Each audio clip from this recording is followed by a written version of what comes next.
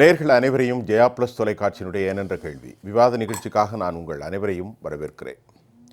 இந்நிகழ்ச்சியில் துறை சார்ந்த ஆளுமைகளுடைய எண்ண ஓட்டங்களை இன்றைய தலைப்பில் மிக விரிவாக விவாதிக்கக்கூடிய இந்த வேளையில் நாம் இன்றைக்கு எடுத்திருக்கக்கூடிய மிக முக்கியமான தலைப்பு தமிழகத்தில் தொடரும் விபத்துகள், பறிபோகும் உயிர்கள், அச்சத்தில் பயணிகள், நிர்வாக திறமையின்மையால் ஐசியூவில் தமிழ்நாடு அரசு போக்குவரத்து கழகங்கள். இந்த தலைப்பிலே நாம் இப்பொழுது பேசுவதற்காக ஜெயா பிளஸ் தொலைக்காட்சியின் மூலம் இந்த நிகழ்ச்சியை நாம் முன்னெடுக்கப் போகிறோம்.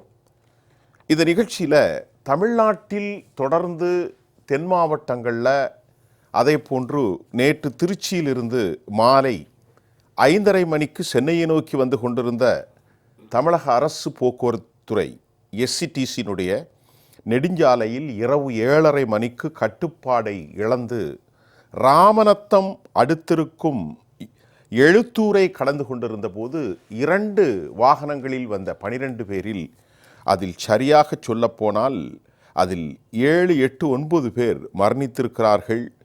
மிக மோசமான ஒரு விபத்தின் மூலமாக தமிழக அரசு எந்த ஒரு பேருந்தும் கண்ட்ரோலில் இல்லையா என்ற கேள்வி எழுந்திருக்கிறது. டயர்கள் தான் வெடித்திருக்கிறது. இதற்கு என்ன காரணம்? பராமரிப்பு செலவுகளை குறைப்பதாகவும் புதிய டயர்களை போடாமல் மறுசுழற்சி செய்யப்பட்ட, அதாவது ரீட்ரீட் டயர்ஸ், அந்த ரீட்ரீட் செய்யப்பட்ட டயர்களை தான் அவர்கள் போட்டிருக்கிறார்கள். மிக மோசமான நிர்வாகத்தில் தமிழ்நாடு அரசு போக்குவரத்து துறை, தொழில்நுட்ப காரணங்கள், ஓட்டுநர்களின் அலட்சியம், மது, போதைகள், மோசமான வாகனங்கள், இப்படியே தொடர்ந்து ஒரு 3 விபத்தில் 30 பேர் கிட்டத்தட்ட கொல்லப்பட்டிருக்கிறாங்க. இப்போ யாருமே பஸ்ஸில் ஏற மறுக்கிறார்கள், அச்சப்படுகிறார்கள். அரசு பேருந்தில் 2021 24 வரை தமிழக அரசினுடைய மொத்த விபத்துக்கள் 2,54,526 சாலை விபத்துகள். அதில் இறந்தவர்கள் மட்டுமல்லாமல் நாள் ஒன்றுக்கு தமிழ்நாட்டில் 50 பேர் உயிரிழக்கிறார்கள். அதாவது தரமற்ற சீர்குலைந்த சாலைகள், இப்படி நிறைய விஷயம் இருக்குது. ஐஐடியினுடைய ரிப்போர்ட் அடிப்படையில் பலவித சம்பவங்களை குறித்திருக்கிறார்கள். நிறைய பேசுவோம். திராவிட ஆய்வாளர், மூத்த பத்திரிகையாளர் ஐயா துரைக்கண்ணா அவர்கள் எம்மோடு இணைகிறார்.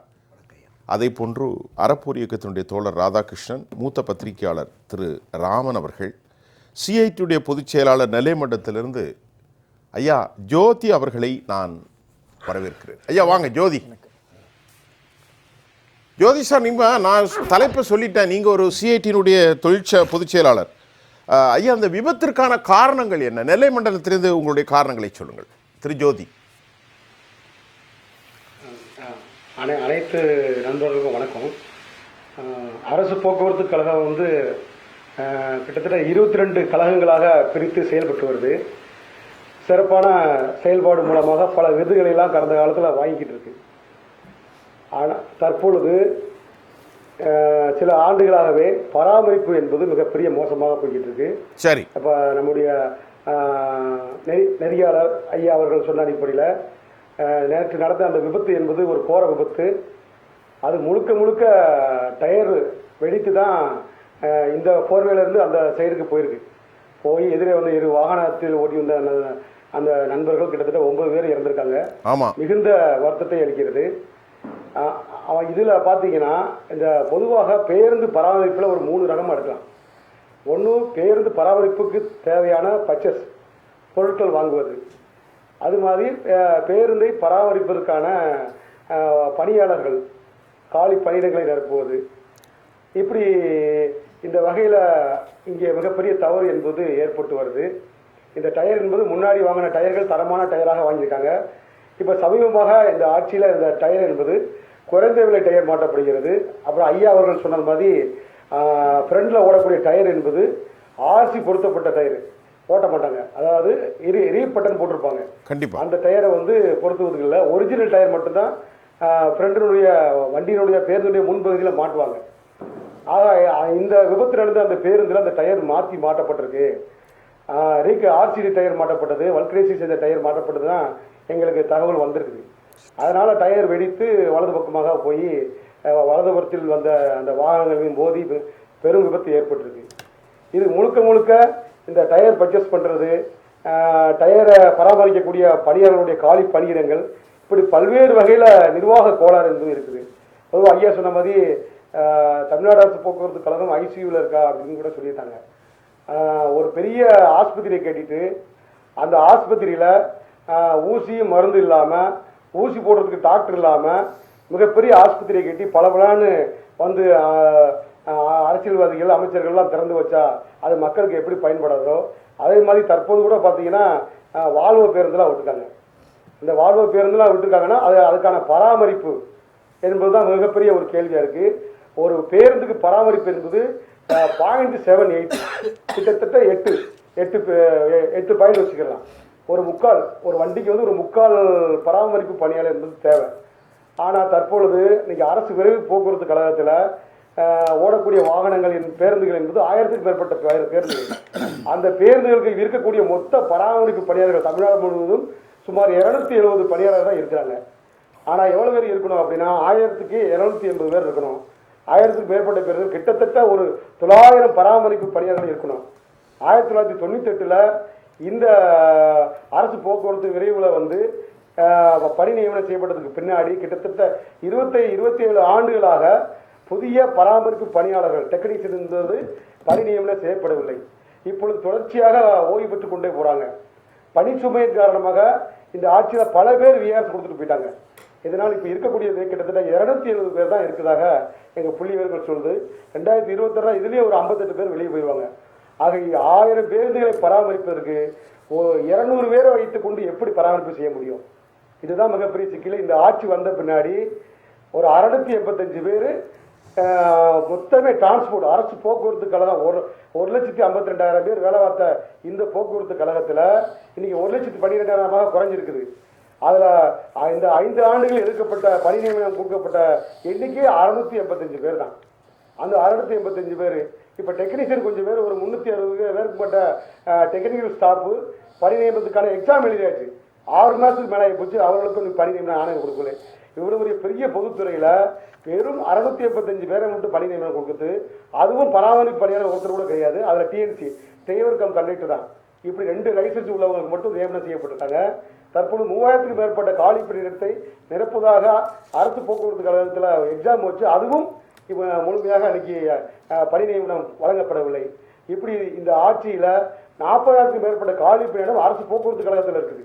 அந்த போக்குவரத்து கழகத்தில் இருக்கக்கூடிய பணி நியமனை இன்னைக்கு தமிழ்நாட்டு இளைஞர்கள் வேலைவாய்ப்பு இல்லாமல் கடுமையாக கஷ்டப்பட வரக்கூடிய இந்த சூழலில் அவர்களுக்கு வேலை வழங்கி மேலும் மேலும் இந்த பொதுத்துறை நிறுவனமான போக்குவரத்தை மேம்படுத்தலாம், விபத்துகளை தடுக்கலாம். கிட்டத்தட்ட பார்த்தீங்கன்னா ஒரு ஆண்டு ஒன்றுக்கு 18,000 பேர் தமிழ்நாட்டில் விபத்தில் இறக்கிறதாக புள்ளி விவரங்கள் வருது. இந்தியாவிலேயே விபத்தில் தமிழ்நாடு தான் இப்பொழுது 2வது இடத்துல வருது. தற்போது முதலிடத்தை நோக்கி போய்கிட்டு இருக்குது. ஐயா சொன்ன மாதிரி சரியான சாலை பராமரிப்பு கிடையாது. ஒரு சாலையில் ஒரு பள்ளம் விழுந்துச்சு அப்படின்னா அந்த சாலையை ஒரு விபத்து நடந்து யாராவது மரணித்த பின்னாடி தான் அந்த சாலையை சரி செய்யக்கூடிய நிலைமை என்பது இன்னைக்கு ஆட்சியாளர் மத்தியில் இருக்குது. இந்த போக்கை களையணும். அதிலும் பார்த்தீங்கன்னா இப்போ இந்த அரசு விரைவு போக்குவரத்து கழகத்தினுடைய எம்டி அவர்கள் அந்த எம்டியுடைய நடவடிக்கை எப்படின்னு கேட்டிங்கன்னா பேருந்துகளை பராமரிக்கிறதுல பழுதான மட்டும்தான் பராமரிக்கிறாங்க. இப்போ எங்கள் பேருந்தை பொறுத்தவரை பார்த்தீங்கன்னா வீக்லி மெயின்டெனன்ஸ் இருக்குது, மந்த்லி மெயின்டெனன்ஸ் இருக்குது, இயர் மெயின்டெனன்ஸ் இருக்குது, 6 மந்த் மெயின்டெனன்ஸ் இருக்குது. இப்படி எந்த மெயின்டெனன்ஸும் அந்த விரைவு போக்குவரத்து எம்டி வந்து பண்ணுறது கிடையாது. அந்த மெயின்டெனன்ஸை பூரா அவர் எப்படி பண்ணுறதுனா வண்டி பழுதான மட்டும் பிரித்து பாருங்க அப்படிங்கிறாங்க. ஆக வண்டி பழுதாத வரைக்கும், வண்டி விபத்து ஏற்படும் வரைக்கும் இப்படி செய்யாது. மிகப்பெரிய இது நிர்வாக கோளாறு எக்கச்சக்க இருக்குது. இதை கண்காணிப்பதற்கு போக்குவரத்து அமைச்சர்கள் இந்த அரசும் முன்வர வேண்டும். இது மாதிரி பொதுமக்களுடைய உயிரை பறிவோவதற்கு ஒருபொழுதும் தொழிற்சங்கம் CIT ஏற்றுக்கொள்ளாது. மாற்று நடவடிக்கை என்பது தேவை என்பதுதான் இந்த நேரத்தில் சொல்லிக்கிறேன். ஐயா ஜோதி ரொம்ப தெளிவாக CIT-உடைய பொதுச் செயலாளராக என்னென்னங்கிறதெல்லாம் உளப்பூர்வமாக நிலைமையை சொல்லியிருக்கேன். ராதாகிருஷ்ணன் ஐயாவுடைய கருத்தை நீங்கள் எப்படி பார்க்குறீங்க? அறப்போர் இப்போ இருக்கக்கூடிய போக்குவரத்து துறை அமைச்சர் சிவசங்கர் அவர்கள் வந்து ஒவ்வொரு முறையும் பத்திரிகையாளர்களை கேட்கும்போது நாங்கள் சிறப்பான முறையில் கையாண்டுக்கிட்டு இருக்கோம் அப்படின்னு வழக்கம் போல் ஒரு டயலாக் சொல்கிறது தான். ஆனால் இதே ஜெய தொலைக்காட்சியில் வருஷத்துக்கு 2 முறை 3 முறை குறையாமல் பேசுகிறோம். தீபாவளி சமயங்களில் பொங்கல் சமயங்களில், திருவிழா காலங்களில் இந்த பேருந்துகள் எவ்வளோ பிரச்சனைகளை உண்டு பண்ணிக்கிட்டு இருக்கு, இந்த துறை எவ்வளோ நஷ்டத்தை சந்திச்சுக்கிட்டுன்னு பேசிக்கிட்டு இருக்கோம். ஆனால் இந்த ஆண்டு இன்னும் கூடுதலாக பேசிக்கிட்டு இருக்கோம். காரணம் என்னென்னா, 4.5 ஆண்டுகளுக்கு பிறகும் இந்த மொத்தமான போக்குவரத்து துறை தனியாருக்கு தாரை வாப்பதற்கான எல்லா வேலைகளும் நடந்துக்கிட்டு இருக்கிறத பார்க்குறோம். இதில் அந்த மெயின்டெனன்ஸ்னு ஒரு டேர்மில் அவங்க சொன்னது உள்ளார போய் பார்க்கும்போது, விபத்து நடந்த இந்த வண்டி, நீங்கள் இந்த விபத்துன்னு எடுத்துக்கிட்டிங்கன்னா ஒரு 2-3 விபத்துகளை சேர்த்துன்னு சொல்கிறேன். கடலூரில் அந்த நடந்த விபத்து 9 பேர். இது போக திருப்பத்தூர் நவம்பர் 30 மிகப்பெரிய கோர விபத்து நடந்து 11 பேர் இறந்ததை பார்த்துருப்போம். நேருக்கு நேர் அரசு பேருந்து மோதினது. திண்டுக்கல்லில் ஸ்டீரிங் அது பேட்ரி புகை வந்ததையுமே பார்த்துருப்போம். அதே போல் தேனியிலேருந்து வந்து 15 பேர் வந்து பிரேக்கு பிடிக்காமல், செங்கல்பட்டில் பிரேக்கு பிடிக்காமல் மழையில் டிவைடரில் போய் மோதி நிறுத்தப்பட்டதையுமே நம்ம பார்த்துருக்கோம். காணொலியில் வந்துக்கிட்டே தான் இருக்கும். முன்னாலெல்லாம் அரசு பேருந்து விபத்து சந்திக்கிறது ரொம்ப ரேர் அக்கேஷனாக இருக்கும். ஏன்னா அவங்க மெச்சூர் டிரைவர் இருப்பாங்க, அவங்க பீரியாடிக்கலாக ஒரு ஓய்வு நேரம் இருக்கும், அதுக்கு பிறகு வண்டி பழுது சரிபார்க்கப்படும், கொஞ்சம் நடக்கும். விபத்துகள் இருந்துக்கிட்டே தான் இருக்குது அப்படின்னா கூட, ஆனால் அதோட எண்ணிக்கை இவ்வளவு நெருக்கமாக அதிகமாக கிடையாது.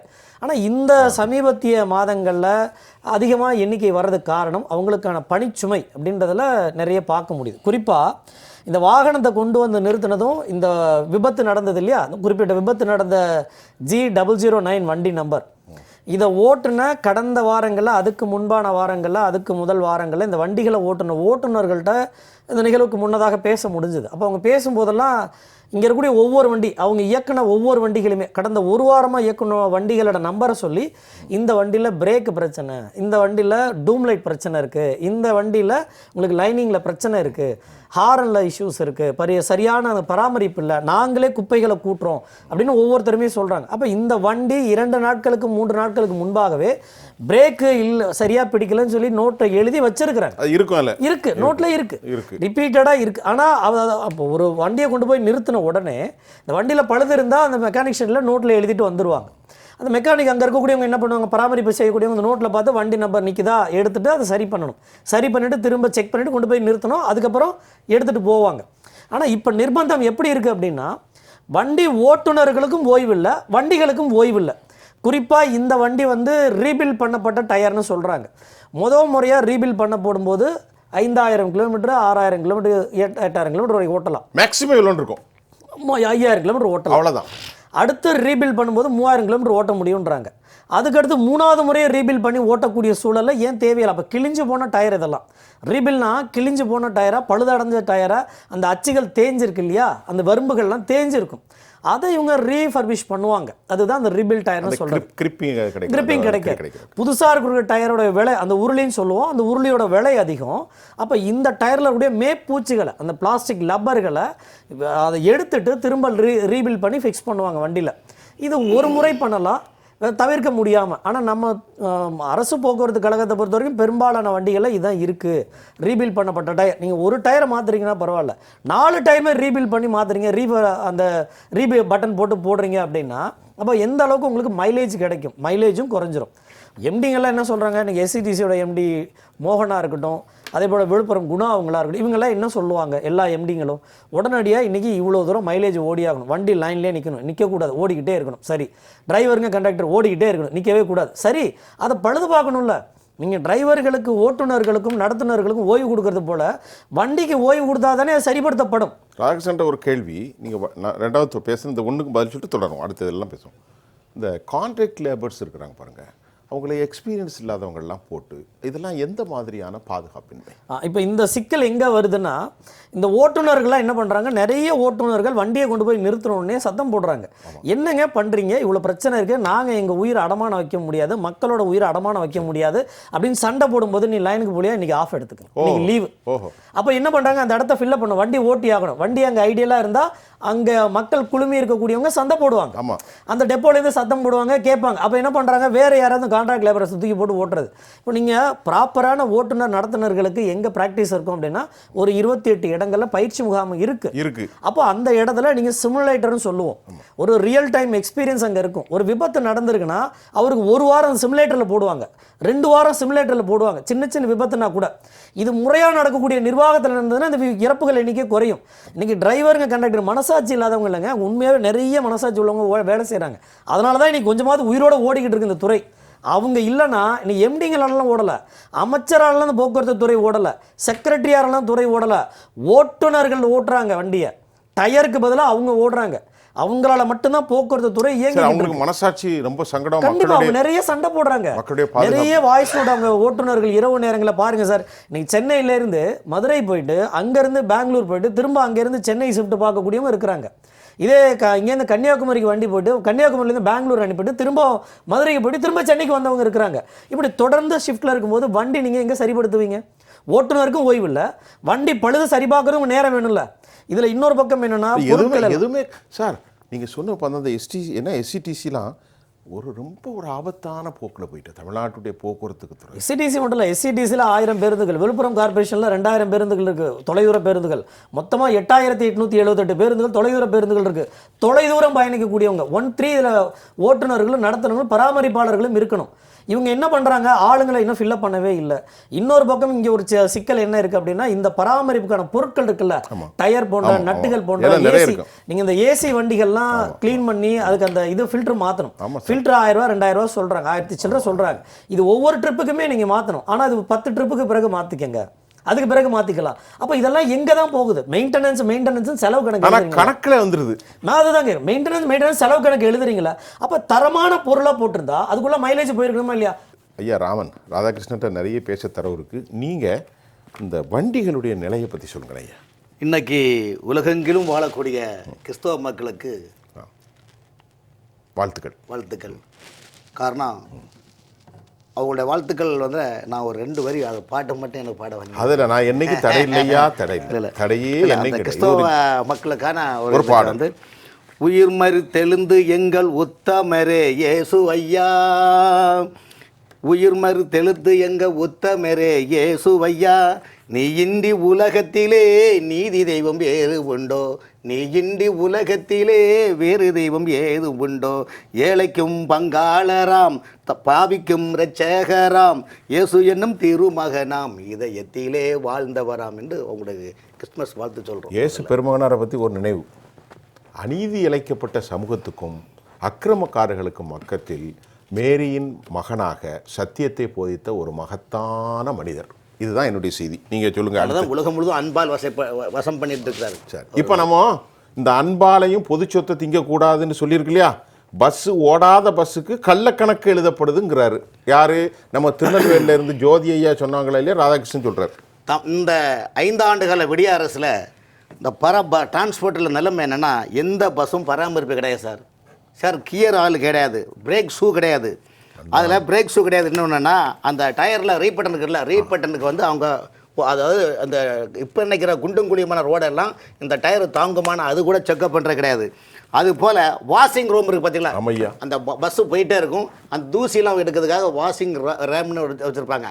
அதெல்லாம் இப்போ எங்கேயும் கிடையாது. அது மாதிரி உதிரி பாகங்கள், புது போக்குவரத்து ரீகண்டிஷன் எல்லாமே இந்த பாருங்கள். ஒரு பஸ்ஸு வாங்கும்போது அந்த பஸ்ஸோட ஃபஸ்ட்டில் என்னென்ன பேர் பாஸ் இருக்கோ அதை வந்து இந்த பிறகு அதை வந்து கிளியர் பண்ணி ரீகண்டிஷன் சொல்லுவாங்கல்ல, ரீகண்டிஷன் சொல்லுவாங்கல்ல, அந்த ரீகண்டிஷன் பண்ணி திரும்ப அதை போட்டு புது பில்லாக பில் போடுறாங்க. அல்ல பெயிண்ட் அடிச்சிருவாங்களா, கருப்பு பெயிண்ட். ஆமாம், பார்க்க பல பில்லாக. ஒரு நிமிஷம் உங்கள் ராதாகிருஷ்ணன், உங்கள் கருப்பு சட்டை இல்லையா, இதை மாதிரி டயர் புதுசாக தெரியுது, அதில் என்ன ஹைட்டத்தை அடிச்சிருவாங்களா பெயிண்டை? ரீஃபர்பிஷ் பண்ணாலே அது கலர் கோட்டிங்கோட தான் வரும். ஆனால் பார்க்கறதுக்கு வண்டி ஜொலி ஜொலின்னு இருக்கும், பிரேக்கை போட்டால் விளங்காது. இத்தகைய சூழ்நிலைன்னா, இப்போ நீங்கள் ஒரு பைக் ஓட்டுறீங்க, சரி, இந்த பைக்கை வந்து உங்கள் பையன் ஓட்டினா கூட கொடுக்க மாட்டேங்க வேண்டிய, ஏன்னா அவங்களோட ஹேண்ட் ஓவர் தனியாக, ஒரே ஆள் டிரைவர். ஆனால் அதே போல் டிரான்ஸ்போர்ட் பஸ்ஸும் பண்ண முடியாது. ஆனால் டிரான்ஸ்போர்ட்டில் மெயின்டெனன்ஸ் இருக்கணுமா வேண்டாமா? மெயின்டெனன்ஸ் இருக்கணும். மெயின்டெனன்ஸ் ஏன் இல்லைன்னு கேட்டிங்கன்னா, பணியாளர்கள் கிடையாது. மெக்கானிக் செக்ஷனில் தமிழ்நாட்டினுடைய அத்தனை டிரான்ஸ்போர்ட் டிபார்ட்மெண்ட்டில் டிப்போ இருக்குது பார்த்தீங்கன்னா, பனிமனை டிப்போ, அந்த டிப்போக்குள்ளே பார்த்தீங்கன்னா மெக்கானிக்கல் நம்ம வந்து எல்லாமே ரிட்டையர்ட் ஆகிட்டாங்க. ஒரு மெக்கானிக் ரெகுலர் போஸ்டிங் இருப்பாங்க, மீது 5 பேர் சிஎல் போஸ்டிங்கில் இருப்பாங்க. சிஎல் போஸ்டிங் என்னதுன்னா, லாரிக்கு எப்படி கிளீனர் இருப்பாங்களோ, டூ வீலருக்கு எப்படி ஹெல்ப்பர் இருப்பாங்களோ, அது மாதிரி அவன் பேர் பாஸ் எடுத்து கொடுப்பா, வருவான், பிரேக் ஷூ போட டைட் பண்ண தெரியாது. அப்போ வண்டி வந்து உங்களுக்கு வந்து இன்னொன்று விஷயம், கம்பெனிலேருந்து ஒரு பஸ்ஸு வாங்கும்போது 5 லட்சம் கிலோமீட்டர் நீங்கள் இன்ஜின் ஆயில் ஓட்டலாம். ஆனால் டிரான்ஸ்போர்ட் என்ன பண்ணுறாங்கன்னா, அந்தந்த டிரான்ஸ்போர்ட் எம்டி இருக்காங்களே, எம்டி, செக்ரட்டரி, துறை சார்ந்த அமைச்சர் பிஏக்கள் ஒரு அன்கோ போட்டு என்ன பண்ணுறாங்கன்னா, வேஸ்டேஜ் ஆயிலை போட்டு 5 லட்சம் கிலோமீட்டர் ஓடக்கூடிய ஒரு வண்டிக்கு ஆயிலை 2 லட்சம் போட்டு எக்ஸ்ட்ரா 7 லட்சம் கிலோமீட்டராக 12 லட்சம் ஓட்டும்போது வண்டி எங்கெங்கே தாங்கணும்? ஹியர் ஆயில் கிடையாது. ஹீரோ ஆயில் கிடையாது சார். வண்டி எப்படி ஓடணும் அவங்க டிரைவருக்கே தெரியாது. டிரைவருக்கு இன்றைக்கி தமிழ்நாட்டில் உள்ள டிரான்ஸ்போர்ட்டர் ஓடக்கூடிய நடத்துனர் ஓட்டுநர்லாம் பார்த்தீங்கன்னா கண்ணு காண மாட்டேங்குது. காலு பார்த்தீங்கன்னா நிறைய ஊழியர்களுக்கு காலு சரி கிடையாது, காலு வீக்கம் போட்டு. ஏன்னா பிரேக் பிடிச்சா நிற்காது சார். பிரேக் பிடிச்சா இடிச்சு போகிறது அதை வந்து லாரி தண்ணி எப்படி இடிச்சா எப்படி நிற்குமோ அந்த மாதிரி தான் நிலைமை இருக்குது. தண்ணி வண்டி போகுது இல்லை? ஆமாம், அது விளங்காதுல்ல, தண்ணி போய். அப்போ இந்த மாதிரி உள்ள இது காரணம் என்ன, முழுக்க இந்த பராமரிப்பு துறையில் பார்த்தீங்கன்னா இதில் என்னென்னா எஃப்சி கிடையாது. எஃப்சியில் ஆஃப் எஃப்சி ஃபுல் எஃப்சி இருக்குது. பெயிண்ட் அடித்தா ஆஃப் எஃப்சி. அதில் என்ன பண்ணுவாங்கன்னா அந்தந்த டிரான்ஸ்போர்ட் எம்டிகள் மினிஸ்டர் அமௌண்ட்டை கொடுத்து சார் நீங்கள் அடிக்கடி சொல்கிற மாதிரி அன்கோ போட்டு நம்ம ஒரு அன்கோ போட்டு, அதாவது சார் இன்றைக்கி எம்டிகளுக்கு தமிழ்நாடு முழுவதும் டிரான்ஸ்போர்ட்டில் மொத்தம் 7 எம்டி இருக்காங்கல்ல. 8 எம்டி இருக்காங்க. 8 எம்டியில் விழுப்புரம் கோட்டம் தான் அதிக டிமாண்ட் இருக்கும். என்ன கதை ஐயா? ஒரு வண்டி எஃப்சிக்கு போனால் காசு. அது விழுப்புரத்தில் மட்டும் நிறைய பஸ் இருக்குது, நிறைய பஸ் இருக்குது. அப்போ என்ன பண்ணுறாங்கன்னா ஒவ்வொரு டிரான்ஸ்போர்ட்டில் ஒரு depot, Iyyappanthangal depot, Vadapalani depot பார்த்தீங்கன்னா மேனேஜர் ஆர்எம்னு இருப்பாங்க. இவங்களும் ஒவ்வொரு டிரான்ஸ்ஃபரும் காசு கொடுத்து தான் சார் வராங்க. சார் கண்டக்டர் டிரான்ஸ்ஃபருக்கும் காசு, டிரைவர் டிரான்ஸ்ஃபருக்கும் காசு, எல்லாத்துக்கும் காசுனா அப்போ அந்த மேனேஜர் டிப்போ மேனேஜர் என்ன பண்ணுறாங்க தெரியுமா? அவருக்கு சாதகமான ஆளுங்கட்சின்னா ஓட்டியில் போட்டு விட்டுருது, எங்கேயும் போ, அவ்வளோதான். அப்போ எங்கன்னா சிஎல் ஆளை போட்டு டெம்பரரி ஆளை கொண்டு போட்டால் வேலை எப்படிங்க நடக்கும்? வந்து இன்றைக்கி தமிழ்நாட்டு முழுவதும் நீதிமன்றம், மாண்புமிகு நீதிமன்றம் முன் வந்து தமிழ்நாட்டுடைய டிரான்ஸ்போர்ட் பஸ் இல்லாமல் பிரேக் கண்டிஷன் இருக்கா, வண்டி கண்டிஷனுக்கு ஆய்வு பண்ணிக்கலாம். 70% காலங்கட்டில் போட வேண்டிய பஸ்ஸாக தான் இருக்குது. காரணம் என்ன, டிரான்ஸ்போர்ட் எம்டிக்கள் அவங்களுக்குள்ள ஒரு கூட்டு குர்பானி, செக்ரட்டரி ஒரு கூட்டு குர்பானி. இப்போ நான் அமைச்சர் சும்மா இருப்பாரா? அமைச்சரில் அந்த டிரான்ஸ்போர்ட்டில் 2 பங்கு சார். வட்டார போக்குவரத்து தொழிலாளர்கள் ஒரு பிரிவு, டிரான்ஸ்போர்ட் ஒரு பிரிவு. வட்டார போக்குவரத்து துறையில் ஆர்டிஓ, ஜேடிசி, டிடிசி. இந்த ஜேடிசி டிடிசி தான் கீழே அடுத்து அவங்க கீழே இருக்க ஆர்டிஓ மூலமாக வசூல் பண்ணி ஒரு ஆண்டுக்கு டிரான்ஸ்ஃபர் 1 கோடி ரூபா. இடையில அடிக்கடி ரீசார்ஜ் தனி, இதெல்லாம் போக அங்கே கொடுக்கணும். இதுக்கு ஒரு 6-7 பேர் இருப்பாங்க. இந்த அமைச்சருக்கு சுற்றி இதுக்கு ஒரு 6-7 பேர் இருப்பாங்க. அதே மாதிரி டிரான்ஸ்போர்ட்டில் பஸ்ஸில் ஓட்டுறது பார்த்தீங்கன்னா அதில் வந்து mechanic, manager, JD, joint director, admin JD, இந்த மாதிரி எல்லாத்துக்குமே காசு தான் சார். அப்போ இந்த துறையில் வந்து ஊழியர்களுக்கு என்ன மதிப்பு இருக்குது? யாருமே இதை பற்றி கேட்குற கிடையாது. இன்றைக்கி தமிழ்நாடு முழுவதும் பார்த்தீங்கன்னா லாஸ்ட்டாக பார்த்தீங்கன்னா சமயத்தில் தருமபுரியில் தோப்பூர் மலை மீது இந்த கணவாய் 4 பேர் அந்த மலையில் மேலே பஸ்ஸு போகவே முடியாது. அந்த இடத்துல மறைஞ்சு கீழே விழுந்துருக்காங்களா இல்லையா? வந்து அது நிறைய பேர் கடலூரில் அந்த மாதிரி கடந்த 1 மாதத்துக்கு முன்னால் தென்காசியில் இடையாறு அருகே உள்ள தனியார் பேருந்து மோதி 6 பேர் பலி இருக்கிறாங்க. விழுப்புரம் விக்கிரவாண்டியத்தில் பாலத்தில் அந்த தடுப்பு சுவரை தாண்டி அது ஏராளமாக போய்கிட்டே இருக்கு. நான் தான் முதல்ல இன்ட்ரோலே சொல்லிட்டேன். மத்திய நிதியமைச்சர் நிதின் கட்கரி பார்லிமெண்ட் என்ன சொல்றாருன்னா தமிழ்நாட்டில் தான் அதிகமான விபத்து போக்கு இது பாதிக்குதான். ஐயா இறப்பும் இதுவும் வாருங்க. உத்தரப்பிரதேசம் தான் ஒரு பெரிய ஸ்டேட்டு, 15 கோடி மக்கள் பரப்பளவும் கூட. அங்கு தான் நாட்டில் வந்து 23,652 இன்சிடெண்ட் நடந்திருக்கு. 2வது இடம் தமிழ்நாடு இருக்குது, 18,000த்திற்கும் மேற்பட்ட ஆக்சிடெண்ட். இதற்கு என்ன காரணம்னு சொல்கிறாங்க? பராமரிப்பு அல்லாத போக்குவரத்து துறை, மோசமான சாலைகள், எந்த விதிமுறைகளும் பின்பற்றாத நடைமுறை.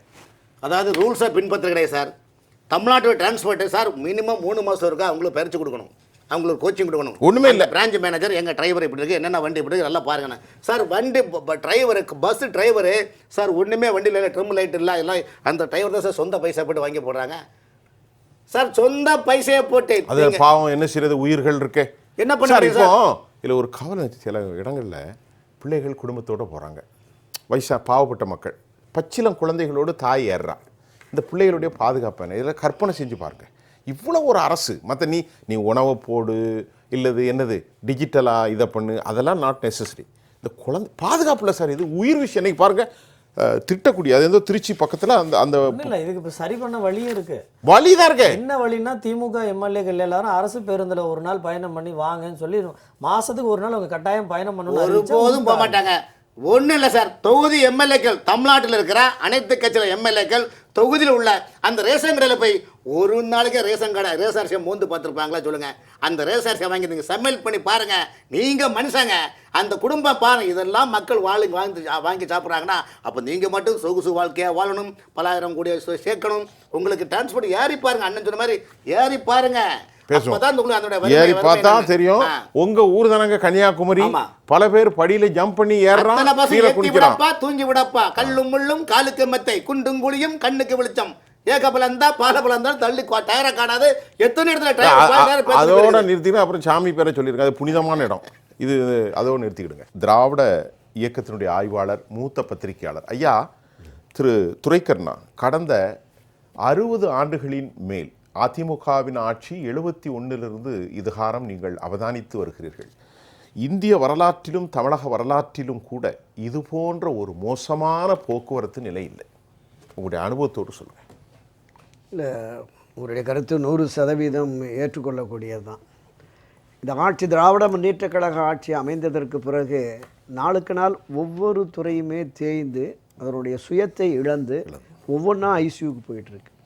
ஏற்கனவே பல விவாதக்களங்களில் நாம் பதிவு பண்ணியிருக்கோம். ஏற்கனவே உயிர்காக்கும் மருத்துவத்துறை ஐசியூக்கு போயிடுச்சு, கல்வித்துறை ஐசியூக்கு போயிடுச்சு, இன்றைக்கு இந்த போக்குவரத்து துறையும் நம்ம ஐசியூக்கு போயிடுச்சுன்னு பேசுகிறோம். எல்லா துறைகளுமே கொஞ்சம் கொஞ்சமாக ஒட்டுமொத்தமாக மக்கள் பாதுகாப்பு ஐசியூவில் தான் இருக்குது. அதான் மக்களுக்கு விடியலை தரப்போகிறோம் என்று வந்து ஆட்சியாளர்கள் என்பது தங்களையும் தங்கள் குடும்பத்தினரையும் விடிவை நோக்கி அழைத்து செல்வதை தவிர வேறு எதுவும் இல்லை அப்படிங்கிற மாதிரி தான் இருக்கிறது. இப்போ போக்குவரத்து துறையை பொறுத்தளவில் தலைநகர் சென்னையில் பார்த்தீங்கன்னா விதவிதமாக சொகுசு பேருந்து, குளிர்சாதன பேருந்து, தாழ்தள பேருந்து, மகளிர் விடியல் பேருந்து, அது மாதிரி புதிதாக ஒரு 100-200 பஸ் வருதுன்னா அதில் 100க்கும் மேற்பட்ட பஸ்ஸை தலைநகரிலே போட்டுறாங்க. ஆனால் கிராம பகுதிகளுக்கு அங்கே நம்ம போய் பார்த்தோன்னா நேரடியாகவே பல அனுபவங்கள். நான் உத்தமபாளையத்திலிருந்து திண்டுக்கல்லுக்கு பஸ்ஸில் வரேன். தேவதானப்பட்டியை தாண்டி பஸ் பிரேக் டவுன் சார்னா என்னென்னா அந்த கீழே இருக்கிற அந்த 2 சக்கரங்கள் அது போய் குத்திச்சு விளங்குமா உருண்டு குத்திச்சு. ஏறத்தாழ 42 பயணிகள் அங்கே இருக்கிறோம். இரவு 7:15 மணி பஸ் வருது சார், பெரோல் டெப்போலேருந்து வருது, இங்கே உத்தலக்குண்டிலேருந்து வருது, திண்டுக்கல்லேருந்து வருதுன்னு 1.5 மணி நேரம் அவ்வளோ பேரும் குழந்தைங்க இதை வச்சுட்டு காத்து கிடக்க வேண்டிய ஒரு நிலை. அவங்க தலையில் அடிச்சுக்கிறாங்க கண்டக்டர் டிரைவருங்க. அது எல்லாரும் போய் அந்த சீட்டில் எழுதி கொடுக்கணும். பின்னாடி கண்டக்டர் போய் அந்த நம்பரை போட்டு எழுதி கொடுக்கணும். அடுத்த பஸ் வந்தால் இவங்க கை காட்டுறாங்க, அந்த பஸ்ஸு நிறுத்தாமலே போயிடுறோம். ஏற்கனவே அங்கே பஸ்ஸில் ஆட்கள் நிறையா இருக்கிறாங்க. அப்போ ஒரு இடைப்பட்ட பகுதி, நீங்கள் ஒரு பஸ் ஸ்டாண்டில் இருந்து போது மாற்றுறதுனா பரவாயில்ல, ஒரு இடைப்பட்ட பகுதியில் வர்றபோது அடுத்தடுத்து வர்ற பேருந்துகள்லையுமே கூட்ட நெரிசல் இருக்குது. இருக்கிற அந்த 42 பேரை அக்காமடேட் பண்ண முடியாது. அதுக்காக திண்டுக்கல் போகிற பஸ்ஸு, கொண்டு போகிற பஸ்ஸு, இப்படி ஒவ்வொரு பஸ்ஸுமா மாறி மாறி அவங்க ஒரு 10 பேர் 20 பேர் என்ன பண்ணுறது? 1.5 மணி நேரம் கஷ்டப்பட்ட மக்கள் என்ன தான் பண்ணுவாங்க? அப்போ இந்த நிர்வாக சீர்கேடு அப்படின்னு தான். நீங்கள் முன்னையெல்லாம் இப்போ நம்ம தொழிற்சங்கவாதி சொன்னதாகட்டும், நம்ம நண்பர்கள் சொன்னதாகட்டும், இந்த பராமரிப்புக்கு என்று ஒவ்வொரு டெப்போலையுமே ஆட்கள் இருப்பாங்க. ஒரு வாகனம் வந்து நிறுத்தின உடனே அதை பராமரிக்கிறது, அதை க்ளீன் பண்ணுறது, எல்லாத்தையும் செக் பண்ணுறது, காரையில் எடுக்கிற பொழுது அது சரியான கண்டிஷனில் இருக்குதா அப்படின்னு பார்த்து தான் ஓட்டுநர் நடத்துனர்கள் எடுத்துகிட்டு போவாங்க. இப்போ அது சுத்தமாகவே இல்லை அப்படிங்கிறது தான் நம்ம போக்குவரத்து துறையில் பணியாற்றுகிற தோழர்கள். இப்போது புதிய கண்டக்டர் டிரைவர் நியமனம் எல்லாம் கான்ட்ராக்ட் பேசிஸ். இப்போ லாரி ஓட்டினவங்க, வேன் ஓட்டுறவங்க, ஜேசிபி எந்திரம் ஓட்டினவங்க, அவங்களெல்லாம் கொண்டு வந்து அவங்க எப்படி ஆப்ரேட் பண்ணாங்களோ அது மாதிரி தான் அதுதான் ஹார்டாக பண்ணுவாங்க. ஆமாம், அதில் பயணிக்கிற 50 பேர் 100 பேர் பயணிகள், அவர்கள் உயிர் இந்த ஓட்டுநர் கையில் தான் இருக்குது. அந்த வாகனம் சரியாக முறையாக பராமரிக்கப்பட்டு போனால்தான் அது வந்து ஊர் போய் சேரும் அப்படிங்கிற நிலை இருக்குது. ஆனால் இந்த துறை என்பது நாளுக்கு நாள் நசிந்து கொண்டே போகிறது. நீங்கள் குறிப்பிட்டது மாதிரி ஐசியூவில் தான் இப்போ இருக்குங்கிறது தான் கடை யதார்த்தம். இப்போ ஒரு அரசாங்கம் எந்தெந்த துறையில் தீவிர கவனம் செலுத்த வேண்டும் அப்படிங்கிறது ஒன்று இருக்குது. அதில் இந்த உயிர்காக்கும் மருத்துவத்துறை, அந்த உயிர்களை கொண்டு போய் அவங்க ஊர்களுக்கு இடங்களுக்கு சேர்க்க வேண்டிய இந்த போக்குவரத்து துறை என்பது இருக்கிறது. இதில் ஏராளமான தொழிற்சங்கங்கள் இருக்கிறது. இப்போ இந்த இடிப்பாறை இல்லா ஏமரா மன்னன் கெடுப்பாறையிலானும் கெடும்பாங்க. இடித்துரைக்க வேண்டிய, ஆட்சி கட்சியை வழிநடத்த வேண்டிய அல்லது அவர்களுக்கு அறிவுறுத்த வேண்டிய பலருமே அவங்களோட போய் இணைஞ்சு, குறிப்பாக நம்ம பொது உடைமைவாதிகளாகட்டும், காங்கிரஸ் கட்சியாகட்டும், பிசிக உள்ளிட்ட எதையுமே அவங்க எடுக்கிறதில்ல. இன்னைக்கு செல்வ பெருந்தகை ஒரு கண்ணீர் மல்க ஒரு அறிக்கை ஏதோ விட்டுருக்காரு ஐயா, காங்கிரஸ் கட்சியின் தலைவர். அவர் ஏதோ அவருக்கே தாங்க முடியல, எப்பா வழி இல்லைப்பா, இவ்வளவு நாள் கூட்டணியில் இனிமா நம்ம தாங்க முடியும்னு ஏதோ ஒரு அறிக்கை விட்டுருக்கு. மேம்போக்காக இப்போ இந்திய கம்யூனிஸ்ட், மார்க்சிய கம்யூனிஸ்ட் கட்சியின் பிரதான தலைவர்கள் மற்ற நிர்வாகிகளை தாண்டி இந்த தொழிற்சங்கவாதிகள் நாங்கள் போராடியே தீர்வோம் என்று போராட்ட களத்திற்கு வந்திருக்காங்க.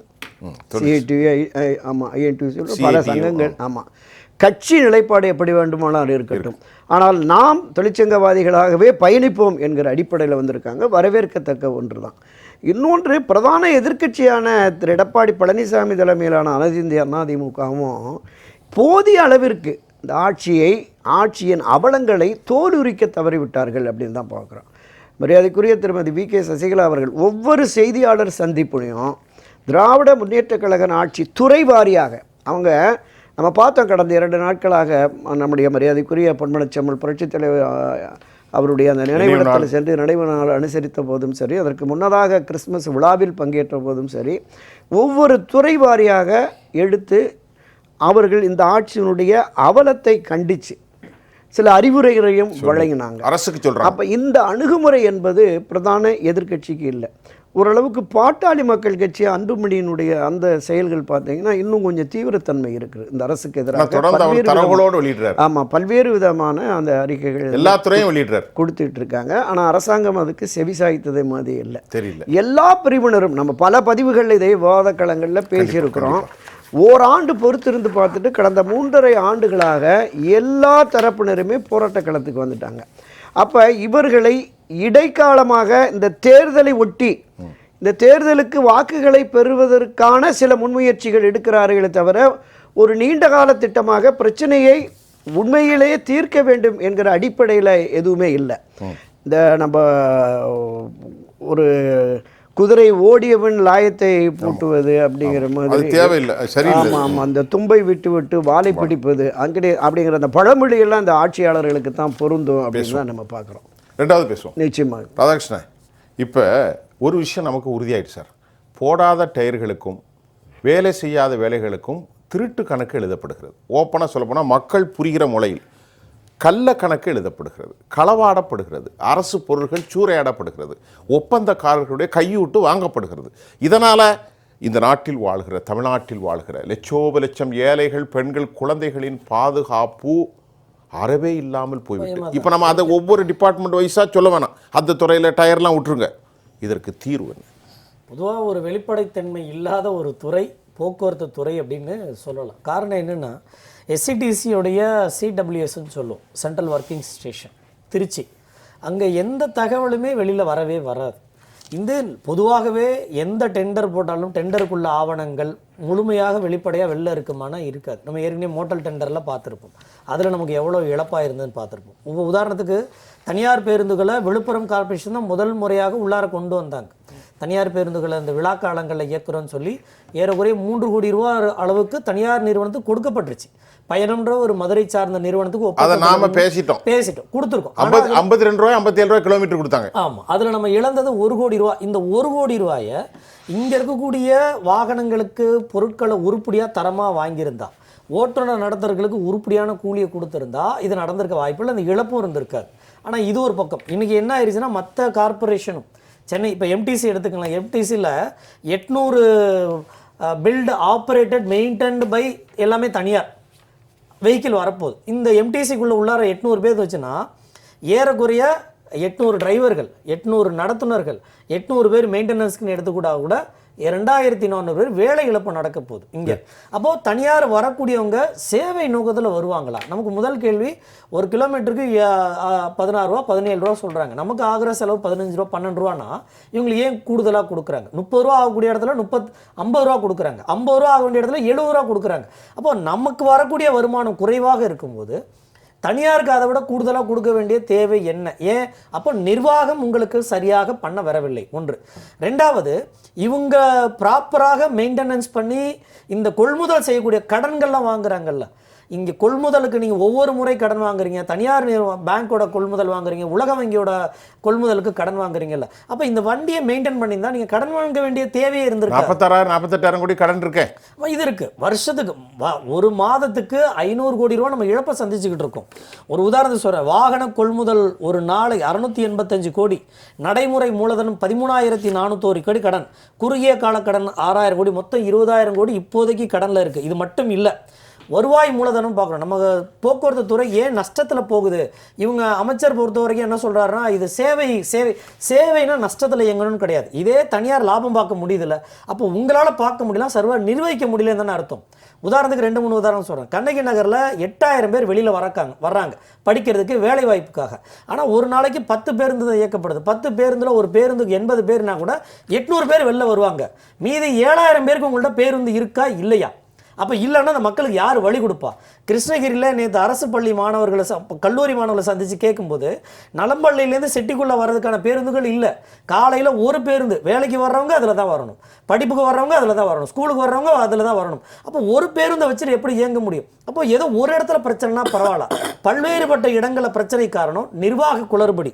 குறிப்பாக வருவாய் ஒரு நாளைக்கு 30 கோடி ரூபாய், 30.03 கோடி. செலவு ஒரு நாளைக்கு எவ்வளோ தெரியுங்களா? 57.68 கோடி. பற்றாக்குறை 18,65 லட்சம் ஒரு நாளுக்கு. ஒரு நாளுக்கு நாம் இழக்கிறது, இன்னைக்கு டே நைட்டு முடிஞ்சிருச்சு இல்லையா, 19 கோடி ரூபா அரசு பணத்தை அந்த போக்குவரத்து துறையில் போடுறோம். கிட்டத்தட்ட 540 கோடி போகுது. வருஷத்துக்கு 6000லேருந்து 7000 கோடி ரூபாய் இழப்பு. இது ஏன்னா இங்கே நிர்வாக திறனற்ற தன்மையினால தான் அந்த இழப்பு நடக்கிறது. உருப்படியான தரமான பொருளை போட்டிருந்தால் மெயின்டெனன்ஸ் உங்களுக்கு அடிக்கடி வராது. அப்போ மெயின்டெனன்ஸில் பிரச்சனை. ஆளுங்களை எடுக்கும்போது கான்ட்ராக்டில் எடுக்கிறீங்க, தனியார் பேருந்துகளை ஓட்டுறது இயக்கிறதுக்கு ரன்னிங்கில் கொடுக்குறீங்க. டிக்கெட் இருக்கோ இல்லையோ, போய் நின்றா 10,000 15,000 நீங்கள் உங்களுக்கு கொடுக்கணும். யாரோட பணம்? மக்களோட பணம். அப்போ இந்த நிர்வாகத்திறன் இல்லாத காரணத்தினால தான் ஒவ்வொரு முறை அமைச்சர் பார்க்குறாருல, எனக்கு தார்மீக ரீதியாக சிவசங்கர் அமைச்சர் மீது பெரிய ஒரு இது என்ன அப்படின்னா, இதே போக்குவரத்து துறையில் முன்னாள் அமைச்சர், இந்த ஆட்சியில் மின்சாரத்துறை அமைச்சர் அந்த செந்தில் பாலாஜி அவர்கள் ஓட்டுநர்களுக்கு வேலை வாங்கி கொடுத்த சம்மந்தப்பட்ட வழக்கில் சம்மந்தப்பட்டவர் தான் இன்னைக்கு தியாகியாக பக்கத்தில் இருக்கிறார். போக்குவரத்து துறை அமைச்சர் சிவசங்கர் மனசாட்சியோட அந்த போக்குவரத்து துறை வழக்கு இருக்குல்ல, பதில் சொல்லுவாரா? அப்போ இந்த மாதிரி தார்மீக பொறுப்பே இல்லாத நபர் நான் அமைச்சராகவே கடந்த 5 ஆண்டுகளாக அமைதியாக ஓட்டியிருக்கிறார். மக்களுக்கு யார் பதில் சொல்கிறது? ரெண்டாவது உங்கள்கிட்ட ஒரு இறுதி கருத்து வருவேன். திரு துரைக்கண்ணா சார் சொல்லுங்கள். அதாவது அரசாங்கத்தினுடைய அந்த கையாளாகத்தனம், செயலற்ற தன்மை என்பதை சகோதரர் ராதாகிருஷ்ணன் மிக தெளிவாக தரவுகளோடு தெரிவித்தார். போக்குவரத்து துறை மட்டுமல்ல, அனைத்து துறைகள்லையும் இந்த குறைபாடுகள் இருக்குங்கிறத நான் சொன்னேன். இந்த அரசாங்கம் எப்படி செயல்படுது அப்படின்னு சொன்னால், நான் பார்த்தேன் இன்றைக்கு காலையிலே ஒரு பிரபல நாளிதழில் கிருஷ்ணகிரியில் ஒரு 60,000 ரூபா லஞ்சத்துக்காக பஞ்சாயத்து செயலாளர், பிடிஓ 2 பேர் அரெஸ்ட்டு. சேலத்தில் ஒரு விஓ 2,000 ரூபா லஞ்சம் வாங்கினார்னு கைது. திண்டுக்கல்லில் சமூக நல விரிவாக்க அலுவலர் 3,000 ரூபா லஞ்சம் பெற்றார்கள்னு கைது. இதெல்லாம் காட்டுறதுக்கு. ஆமாம். திண்டுக்கல்லில் உதவி வேளாண்மை அலுவலர் 2,500 ரூபா லஞ்சம் வாங்கினாங்கன்னு கைது. விழுப்புரம் விஓ 5,000 ரூபாய் லஞ்சம் பெற்றார், அவர் கைது. மொத்தம் கூடனால 12,000க்கு மேலே வரலையா? இதில் இல்லை, இவங்க இந்த மாதிரி லஞ்ச ஊழல் பெருகி போயிடுச்சு, அதை நாங்கள் கட்டுப்படுத்துகிறோம் அப்படிங்கிற மாதிரி. எஸ்ஐ 5,000 ரூபா வாங்கினார், அவரை கைது பண்ணோம் அப்படின்னு. ஆனால் என்ன யதார்த்தம் தெரியுமா? இந்த வேலைக்கு வர்றதுக்காக எத்தனை லட்சங்களை இவங்க கொடுத்துருக்காங்க அப்படிங்கிறது தான் நம்ம பார்க்கணும். வாங்கினவங்க யார்? அங்கே பிடிக்கணும். அங்கே தான்.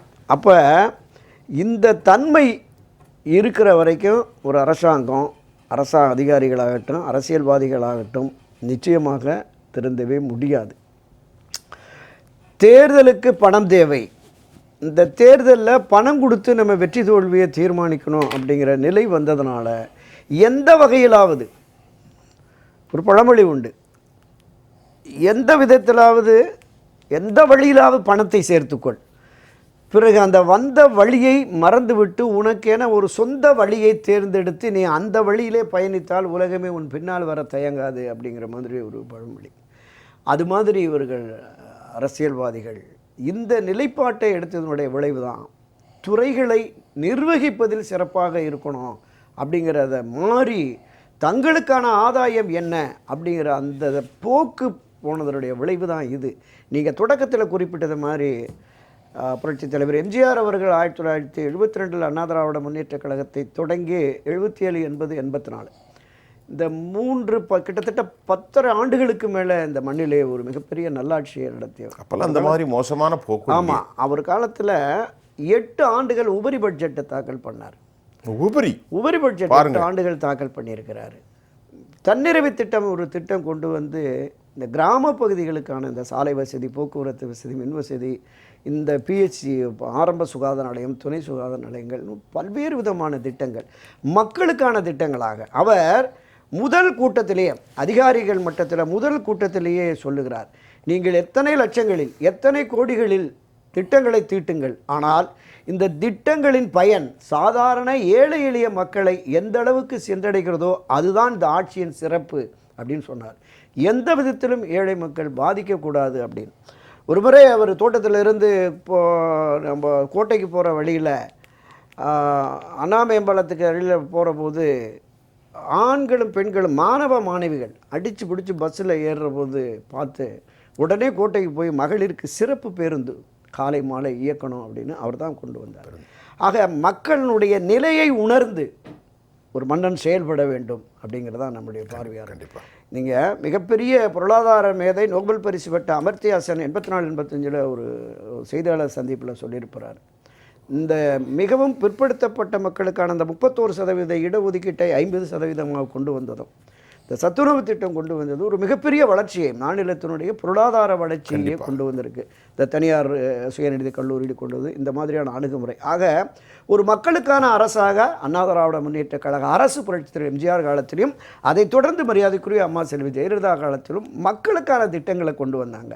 மக்கள் எந்த விதத்திலும் பாதிப்படையக்கூடாது என்பதற்காக. எனவே மக்களுக்கான ஒரு ஆட்சியை மீண்டும் அமைக்க வேண்டுமென்றால் நிச்சயமாக அனைத்து இந்த அண்ணா திராவிட முன்னேற்ற கழகம்தான் அதற்கு சரியான தீர்வாக இருக்கும். அதை ஆட்சி அதிகாரத்திற்கு கொண்டு வரக்கூடிய அளவிற்கான சூழலை உருவாக்க வேண்டும். சம்பந்தப்பட்டவர்கள் இதற்கான முன்முயற்சியை எடுக்க வேண்டும் என்பதுதான் என்னோட பார்வை. சிறப்பு. தோழர் ஜோதி, இந்த நிகழ்ச்சியில் இந்த விபத்துகள் ஒட்டுமொத்த சமூகத்தை மிகப்பெரிய பதட்டத்தில் ஆழ்த்திருக்கிறது. அதுக்காக ஓமினி பஸ் குறித்து நாம போக முடியாது. இன்னைக்கு கிறிஸ்துமஸுக்கோ நாளைக்கு பொங்கலுக்கோ 5000 ரூபா கொடுத்து எங்களால் பயணிக்க முடியாது. இதற்கு தீர்வு சொல்லுங்க திரு ஜோதி. அதாவது அரசு போக்குவரத்து கழக பேருந்தில் சாமானியர்கள் தான் பயணிக்காங்க. அன்றைக்கி ஐயா சொன்ன மாதிரி விழா காலங்களில் 3000, 5000, 8000 வரைக்கும் கூட போகுது. ஆக நம்ம அரசு போக்குவரத்து கழக பேருந்தில் ஏறினால் பாதுகாப்பாக நாம் நம்முடைய ஊருக்கு செல்லலாம், பாதுகாப்பாக பள்ளிக்கூடத்துக்கு செல்லலாம், பாதுகாப்பாக அரசு அலுவலகமே நம்ம வேலை செய்யலாங்கிற அந்த நம்பிக்கையை அரசு உருவாக்கணும். அதுக்கு மிக முக்கியமானது பராமரிப்பு.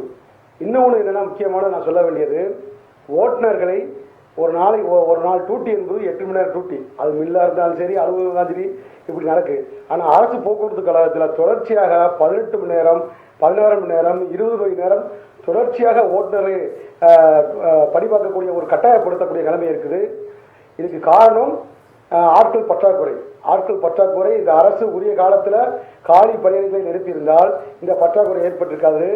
அதனால் அவர்கள் பேருந்து இயக்குவதற்கு அதிகாரிகள் ஓட்டுநர்களை, நடத்துனர்களை கட்டாயப்படுத்தி பணி பார்க்க சொல்கிறாங்க. அப்படி பார்க்கும்பொழுது இரவு நேரங்களில் பயணிகளுடைய உயிருக்கே மிகப்பெரிய ஆபத்தாக மாறுது.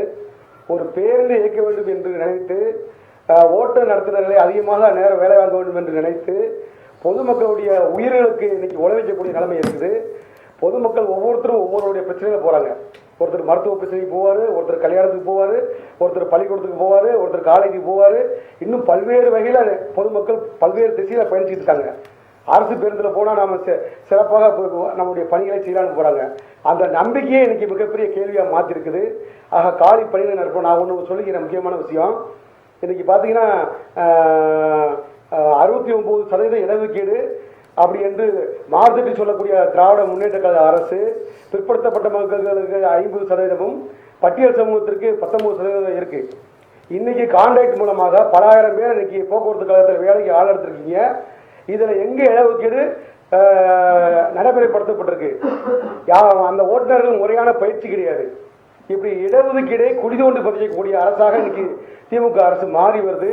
இப்படி எல்லா துறையிலும் டி பிரிவு, சி பிரிவு எல்லாத்திலையுமே கான்ட்ராக்ட் முறை கொண்டு வருது. இதனால் விளிம்பு மக்களாக இருக்கக்கூடிய பிற்படுத்தப்பட்ட பட்டியல் சமூக மக்களுக்கு கிடைக்கக்கூடிய அந்த வேலை வாய்ப்பை இந்த அரசு பறிச்சிருக்குது. இதனால பார்த்தீங்கன்னா ஒரு காலத்தில் கலைஞர் அவர்கள் தனியார் பேருந்துகளை அரசுடைமையாக மாற்றினார். இன்னைக்கு அவருடைய பையன் ஸ்டாலின் அவர்கள் இன்னைக்கு அரசு பேருந்துகளை எல்லாம் இன்னைக்கு தனியார் நிறுவனத்திற்கு கொடுக்கக்கூடிய நிலைமை. சென்னையில் 5 பணிமனைகளை இபஸ் என்ற பெயரில் இன்னைக்கு தனியாருக்கு கொடுத்துருக்காங்க. இது எல்லாம் மக்களுடைய வரிப்பணம், தொழிலாளருடைய உழைப்பு. அப்போ கோடிக்கணக்கான சொத்துக்களை இன்னைக்கு கொடுக்குறாங்க. அந்த இ பஸ்ஸுக்கு இன்னைக்கு 83லேருந்து 88 வரைக்கும் கொடுக்குறாங்க. அரசு போக்குவரத்து கழகத்தில் கேட்கக்கூடிய பணம் என்பது வெறும் கிலோமீட்டருக்கு 55 ரூபா. இதே அரசு தரம் எடுக்குது. ஆக சட்டமன்றத்திலேயே நம்முடைய முன்னாள் முதல்வர் அம்மையார் ஜெயலலிதா அவர்கள் சொல்லும் பொழுது இந்த துறை என்பது சேவைத்துறை, இது லாபத்துறை அல்ல. எங்களுடைய தலைவர் சவுந்தரராஜன் அவர்கள் கேட்டாங்க, லாபத்தில் நாங்கள் கொண்டு வர முடியும்னு. அப்போது அம்மையார் அவர்கள் கனிவோடு சொன்னாங்க, இது சேவைத்துறை, பொதுமக்கள் பயன்பட வேண்டும். தமிழ்நாட்டுடைய பொருளாதார வளர்ச்சியில போக்குவரத்து கழகம் மிகப்பெரிய பங்காற்றுது. இந்த அடிப்படையில் செயல்படுத்திக் கொண்டிருக்கக்கூடிய இந்த நிறுவனத்தை திட்டமிட்டு திமுக தனியார்மயப்படுத்துவது, இடஒதுக்கீடை குழி தோண்டி பதிப்பது, இப்படி பல்வேறு வேலைகளை செய்து வருகிறது. இதனால் வளர்ச்சி அடையக்கூடிய இந்த தமிழகம் மீண்டும் வளர்ச்சி பின்னோக்கி செல்வதற்கான வழிகளை இந்த அரசு செய்து வருகிறது. ஆகையால் இது முறைப்படி நடத்த வேண்டும். பராமரிப்பு மற்ற உள்ளிட்ட எல்லா பணிகளையும் சட்டத்துக்கு உட்பட்டு, நிலையாணைக்கு உட்பட்டு செய்ய வேண்டும். ஒன்று சொல்கிறேன், கிட்டத்தட்ட ஒவ்வொரு பணிமனையிலும் பார்த்தீங்கன்னா ஆளுங்கட்சி சேர்ந்த சங்கத்தை சார்ந்தவர்கள் கண்டிப்பாக எடுத்துக்கொள்கிறேன். இன்னைக்கு பேருந்தில் ஓட்டுவதற்கு ஆள் இல்லாமல் கஷ்டப்படும் பொழுது ஒரு 2000க்கு மேற்பட்டவங்க வேலைக்கு போகாம ஆளுங்கட்சி தொழிற்சங்கத்தில் வேலைக்கு இருக்காங்க. உடல் பாதிப்பு ஏற்பட்டவங்க கூட இந்த வேலையை பெறதில்லை. வேலைக்கு போகாம பல ஆயிரம் கோடிகள் இன்னைக்கு விரயமாக்கி இருக்கிற கருத்தை நான் பதிவு பண்றேன். நன்றி தோழர் ஜோதி ராமன் சார். வண்டியில கேரியர் பிளேட்னு இருக்கு தெரியுமா? ஆமா. இந்த கேரியர் பிளேட்டு தமிழ்நாட்டில் எந்த பஸ்லையுமே எப்போ வாங்கினாங்கன்னு சொல்ல முடியுமா? சொல்ல முடியாது. பழைய இதுதான் வச்சு அப்படியே இது பண்ணுறது. காரணம் அது ஃபிட்டிங் கொடுக்குறது ரொம்ப மைனூட்டான மெக்கானிக் இருந்த நுணுப்பமான மெக்கானிக் இருந்தால் பண்ண முடியும். ஆனால் அங்கே ஆளும் கிடையாது, எல்லாமே டெம்பரரி ஆட்களை வைக்கிறீங்க. இந்த எஃப்சிக்கு போகிற வண்டியை ஆர்டிஓ செக்அப் பண்ணணும் தெரியுங்களா? இந்த செக்அப் பண்ணுற வண்டி என்ன பண்ணுவாங்க, ஆர்டிஓ என்ன பண்ணுவாங்கன்னா பிரேக் இன்ஸ்பெக்டர் ஆர்டிஓ பார்த்துட்டு சும்மா மேனோட்டமாக பார்த்துட்டு ஓகேன்னு சொல்லி அனுப்பிடுவாங்க. ஏன்னா அதுக்கு மேலே அவங்க ஓட்டி பாரு 7 போடு 8 போடுன்னு சொன்னால் இந்த ஆர்டிஓக்கு துறை சார்ந்த அமைச்சர் அலுவலகத்திலிருந்து ஃபோன் வரும். உனக்கு என்னையா வேலை வந்து 5 போட்டாலே போதும், போடு, எனக்கு ஏதாவது போடு. அப்போ 1 போட்டோம்னா நேராக போய் விட்டுருவோம். அதை பெட்டி அவங்க கவலையே கிடையாது. அதை பெட்டி அவங்களுக்கு ஒரு கவலையும் கிடையாது. இன்னைக்கு அண்ணன் துறைக்காரன் அண்ணன் வந்து லஞ்ச ஒழிப்பு துறையில் 4 மேனியும் பொழுது ஒன்றமாக தினேசன் லஞ்ச ஒழிப்பில் சிக்கிறாங்கன்னு ஒரு பெரிய நீண்ட அவர் போட்ட துறைக்கண்ணா போட்டாரா கொஞ்சம் எங்கள் ஐயா போட்டாங்களே, மொத்தம் 12,300 கணக்கு விட்டுருக்காரு. இதுதான் தமிழ்நாட்டில் ஊழல். அதாவது என்னன்னா 2,500, 3,000, 2,500, 5,000 வயிற்று பசை துருப்படுத்த சைக்கிள் திருட்டான் பார்த்தீங்களா? அவன் தான் இன்னைக்கு பெரிய. ஆனால் 5 ஆண்டு காலமாக 5 லட்சம் கோடி கடன் வாங்கியிருக்காங்க சார். சார் உலக நாட்டு வங்கியிலேருந்து 5 லட்சம் கோடி கடன் வாங்கி சுவாக பண்ணிட்டு இருக்கிறாங்க. இன்னைக்கு உள்ளாட்சித்துறையில் பார்த்தீங்கன்னா தமிழ்நாட்டிலே உள்ளாட்சித்துறையிலையும் வருவாய்த்துறையிலையும் வட்டார போக்குவரத்து துறை அலுவலகத்திலையும் பத்திரப்பதிவு அலுவலகத்தில் இருக்கிற லஞ்சம் உலகத்திலே எங்கேயும் கிடையாது சார். இந்தியாவில் எந்த மாதத்துலையும் கிடையாது. அவ்வளோ காசு ஊராட்சி, பேராட்சி, மாநகராட்சி, நகராட்சி, மெட்ரோ வாட்டரில் குடிநீர் இணைப்புக்கு எவ்வளோ வாங்குறாங்க தெரியுமா சார்? அது மாதிரி பாதராட்சி இணைப்பு எவ்வளோ வாங்க தெரியுமா சார்? நீங்கள் அடமானம் வச்சா கொடுக்கணும். வீட்டோட அண்டா குண்டா வச்சு அடமானம் வச்சு விடுவோம். இன்றைக்கி அந்த அரசாங்கம் 500 ரூபாய்க்கு அண்டாவுக்கு போய் மக்களை ஏமாற்றி கூட்டத்தை போய் இப்போ எங்கே திமுக கூட்டம் நடக்குமா 500 ரூபா அண்டாவை கொடுத்துருது. ஆனால் நம்மகிட்டதும் 5 வருஷத்தில் ஒரு வீட்டுக்கு 5 லட்சம் ரூபா ஆட்டை போட்டு போயிடுவாங்க. இது இந்த மக்களுக்கும் தெரியல, அந்த சூழ்நிலையில் இருக்குது. இன்றைக்கி இந்த டிரான்ஸ்போர்ட் துறையினால் அரசுக்கு மக்கள் மீது கடுகொலை கூட ஒரு அவேர்னஸ் கிடையாது. மக்களை பாதுகாக்க வேண்டிய எண்ணம் கிடையாது. அவங்களுக்கு ஒரே இலக்கு இப்போ ஜெயிக்கணும், ஏமாற்றணும், துட்டு சம்பாதிக்கணும், பணத்தாக்க கூட சேஃப்டி பண்ணி ஓட்டுக்கு பணத்தை கொடுத்து ஏதாவது ஒன்று பண்ணணும். இந்த நிலைப்படம் திமுக. பொங்கலுக்கு எவ்வளோ கொடுக்க போகிறாங்களா?